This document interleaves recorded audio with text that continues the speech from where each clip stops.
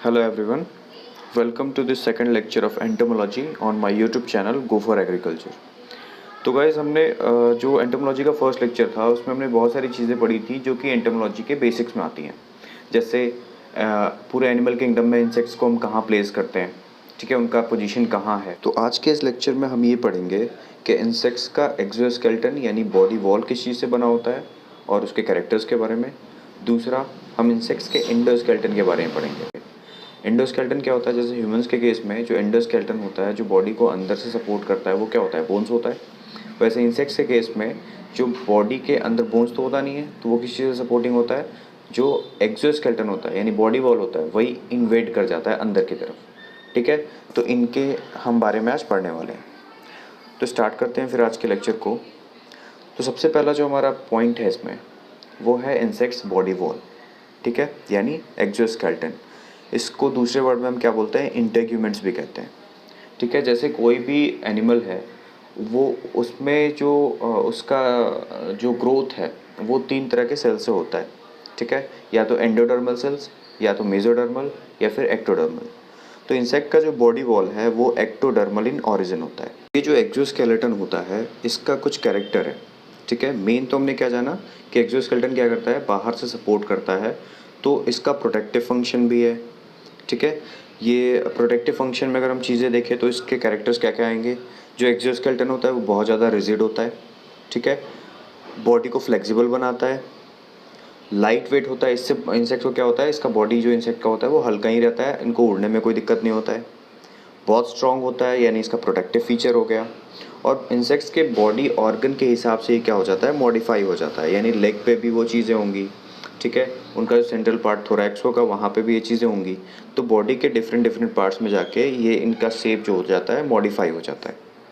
ठीक है, तो अगर हम इंसेक्ट्स के बॉडी वॉल के बारे में बात करें तो बॉडी वॉल 2 पार्ट में बना है।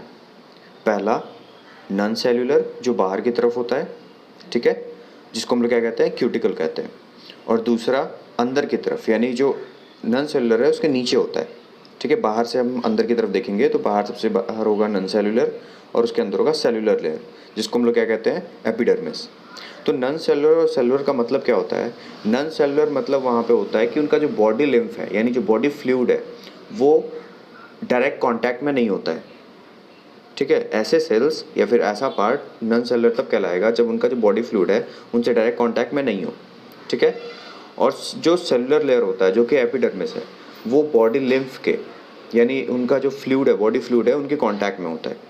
ठीक है, और जब हमने ये बोला कि जो सेलुलर लेयर है वो क्या होता है, किससे कांटेक्ट में होता है, बॉडी फ्लूइड के, तो बॉडी फ्लूइड के नीचे जो होता है, मतलब जो सेल्स के जो नीचे होता है वो एक मेम्ब्रेन होता है जिसके ऊपर सेल्स अपने आप को ग्रो कराते हैं।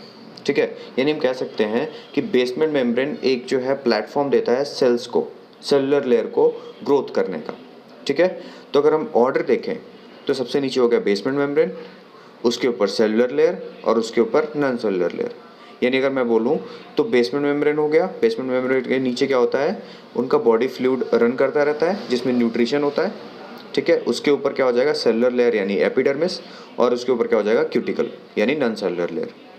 ठीक है, तो बॉडी वॉल के बारे में अगर मैं एक बोलूँ तो क्या हो जाएगा, cuticle plus epidermis plus basement membrane. आया बात समझ में? ठीक है, तो जो एपिडर्मिस होता है, एपिडर्मिस का मेन फंक्शन क्या है, एपिडर्मिस यानी सेलुलर लेयर। सेलुलर लेयर का मेन फंक्शन क्या है, हम इन 4 टॉपिक्स के अंदर देखेंगे। पहला क्यूटिकल सिक्रेशन, क्यूटिकल का क्या है, नॉन सेलुलर लेयर, यानी जो सेलुलर लेयर है वो नॉन सेलुलर लेयर को बनाता है, क्यूटिकल को बनाता है। दूसरा digestion and absorption of old cuticle, मतलब जो पुराना क्यूटिकल हो जाएगा, हमने देखा है कि बहुत सारे इंसेक्ट्स क्या करते हैं, अपने स्किन को, स्किन नहीं बोल सकते, अपने आउटर कवरिंग को क्या कहते हैं, वो छोड़ देते हैं। जैसे हमने सांप के केस में देखा है, बहुत सारे इंसेक्ट्स के केस में देखा है, प्रेइंग मैंटिस हो गया, ग्रास होपर हो गया, इन सब के केस में हमने क्या देखा है कि अपने वो जो ओल्ड जो बॉडी वॉल होता है उनको छोड़ देते हैं।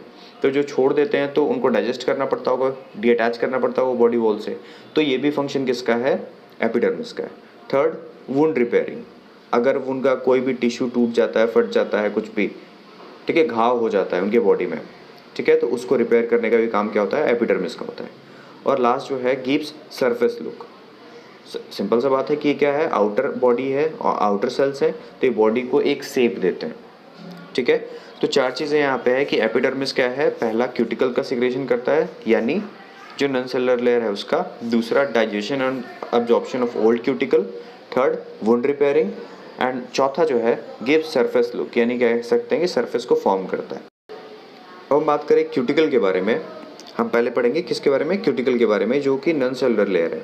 ठीक है, तो क्यूटिकल क्या है, इट इज़ द आउटर, सबसे बाहर वाला है non cellular layer comprising of 3 सब लेयर्स। जो क्यूटिकल है वो भी 3 लेयर्स के अंदर है। ठीक है, जो सबसे ज़्यादा अभी मैं फिगर से इस चीज़ को दिखाऊंगा। ठीक है, वो 3 सब लेयर्स कौन कौन से हैं, इंडोक्यूटिकल, एक्सोक्यूटिकल और एपिक्यूटिकल। इंडोक्यूटिकल सबसे नीचे, उसके ऊपर एक्सोक्यूटिकल, और सबसे बाहर की तरफ जो होगा वो क्या होगा, एपिक्यूटिकल होगा। ठीक है, तो एंडोक्यूटिकल क्या होता है, अगर हम बात करें तो सबसे मोटा लेयर होता है, मतलब क्यूटिकल भी जो है 3 लेयर में है, और 3 लेयर में भी सबसे मोटा जो होता है वो होता है एंडोक्यूटिकल। अदर लेयर से अगर हम कंपेयर करें तो ये जो लेयर बना होता है वो काइटिन और अर्थ्रोपोडिन से बना हुआ है। ये दो क्या है, ये 2 प्रोटीन्स हैं, काइटिन एंड अर्थ्रोपोडिन। ठीक है, ये जो लेयर होता है वो कलरलेस होता है, सॉफ्ट होता है और फ्लेक्सिबल होता है। ठीक है, तो जो मैंने अभी बताया है कि एक्सोक्यूटिकल का या फिर एक्सोस्केलेटन का जो फीचर मैंने बताया ना, फ्लेक्सिबल, ठीक है, ये सारा जो कैरेक्टर आता है वो एंडोक्यूटिकल की वजह से आता है। ठीक है, ये जो होता है थिकेस्ट लेयर होता है। दूसरा उसके ऊपर की तरफ जाएंगे तो वो आएगा फिर exocuticle. It is the outer layer which is much thicker with the comparison to epicuticle. जो एपिक्यूटिकल है उससे ये थोड़ा ज़्यादा चौड़ा होता है, लेकिन एंडोक्यूटिकल से पतला ही होगा। ठीक है, इसमें जो मेन प्रोटीन्स हैं वो होंगे काइटिन और दूसरा स्क्लेरोटीन। ठीक है, और ये जो लेयर होता है वो क्या होता है, डार्क होता है और रिजिड होता है। ठीक है, तो दूसरा जो प्रॉपर्टी मैंने बताया था रिजिड प्रॉपर्टी, वो आता है एक्सोक्यूटिकल की वजह से। ठीक है, और जो सबसे ऊपर लेयर होता है वो होता है एपिक्यूटिकल। ठीक है, एपिक्यूटिकल क्या होता है, it is the very thin layer.